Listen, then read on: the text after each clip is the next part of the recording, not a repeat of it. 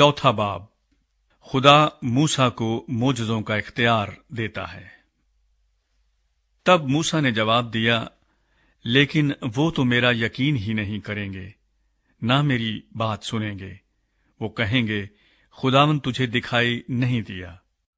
और खुदावंद ने मूसा से कहा कि ये तेरे हाथ में क्या है? उसने कहा, लाठी।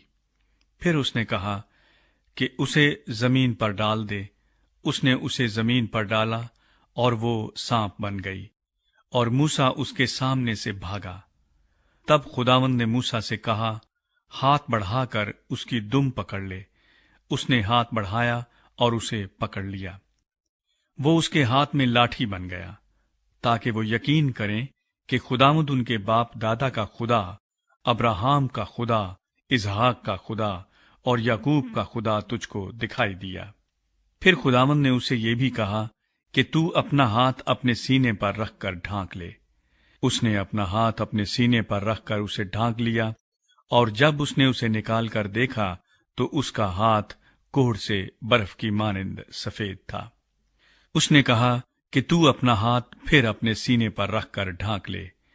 उसने फिर उसे सीने पर रखकर ढांक लिया।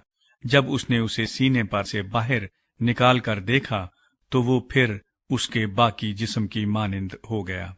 और यूं होगा कि अगर वो तेरा यकीन न करें और पहले मोजज़े को भी न माने, तो वो दूसरे मोजज़े के सबब से यकीन करेंगे।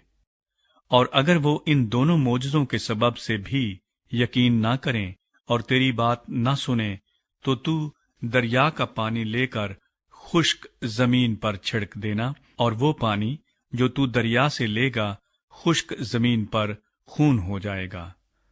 तब मूसा ने खुदावंद से कहा, आए खुदावंद, मैं फसी नहीं, ना तो पहले ही था और ना जब से तूने अपने बंदे से कलाम किया, बल्कि रुक रुक कर बोलता हूं और मेरी जुबान कुंद है।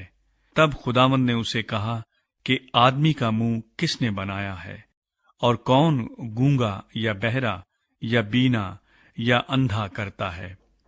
क्या मैं ही जो खुदावंद हूं ये नहीं करता?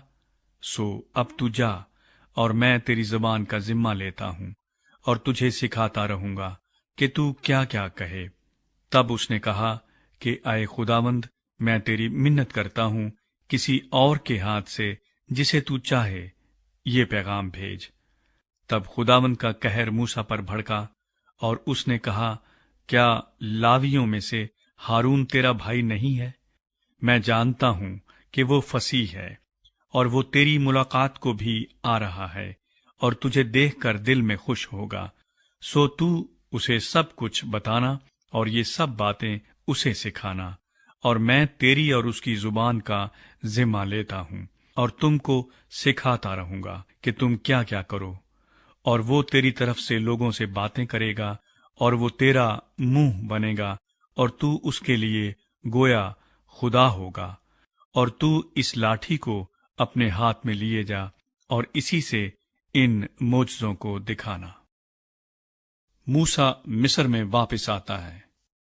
तब मूसा लौटकर अपने खुसर यित्रो के पास गया और उसे कहा कि मुझे जरा इजाजत दे कि अपने भाइयों के पास जो मिस्र में हैं जाऊं और देखूं कि वो अब तक जीते हैं कि नहीं।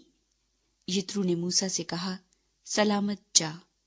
और खुदावंद ने मिदियान में मूसा से कहा कि मिस्र को लौट जा, क्योंकि वो सब जो तेरी जान के ख्वाह थे मर गए। तब मूसा अपनी बीवी और अपने बेटों को लेकर और उनको एक गधे पर चढ़ाकर मिस्र को लौटा। और मूसा ने खुदा की लाठी अपने हाथ में ले ली। और खुदावंद ने मूसा से कहा कि जब तू मिस्र में पहुंचे तो देख, वो सब करामात जो मैंने तेरे हाथ में रखी हैं फिरौन के आगे दिखाना, लेकिन मैं उसके दिल को सख्त करूंगा और वो उन लोगों को जाने नहीं देगा। और तू फिरौन से कहना कि खुदावंद यूं फरमाता है कि इस्राएल मेरा बेटा बल्कि मेरा पहलौठा है, और मैं तुझे कह चुका हूं कि मेरे बेटे को जाने दे ताकि वो मेरी इबादत करे, और तूने अब तक उसे जाने देने से इनकार किया है। सो देख, मैं तेरे बेटे को बल्कि तेरे पहलौठे को मार डालूंगा।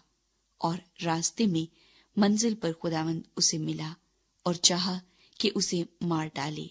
तब सफूरा ने चकमक का एक पत्थर लेकर अपने बेटे की खलड़ी काट डाली और उसे मूसा के पांव पर फेंक कर कहा, तू बेशक मेरे लिए खूनी दुल्हा ठहरा। तब उसने उसे छोड़ दिया। बस उसने कहा कि खतने के सबब से तू खूनी दुल्हा है। और खुदावंद ने हारून से कहा कि बियाबान में जाकर मूसा से मुलाकात कर। वो गया और खुदा के पहाड़ पर उससे मिला और उसे बोसा दिया। और मूसा ने हारून को बताया कि खुदा ने क्या क्या बातें कहकर उसे भेजा और कौन कौन से मौजज़े दिखाने का उसे हुक्म दिया है।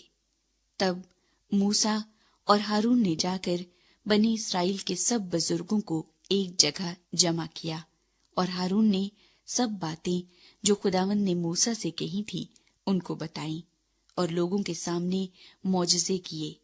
तब लोगों ने उनका यकीन किया और ये सुनकर कि खुदावंद ने बनी इस्राएल की खबर ली और उनके दुखों पर नजर की, उन्होंने अपने सर झुकाकर सिजदा किया।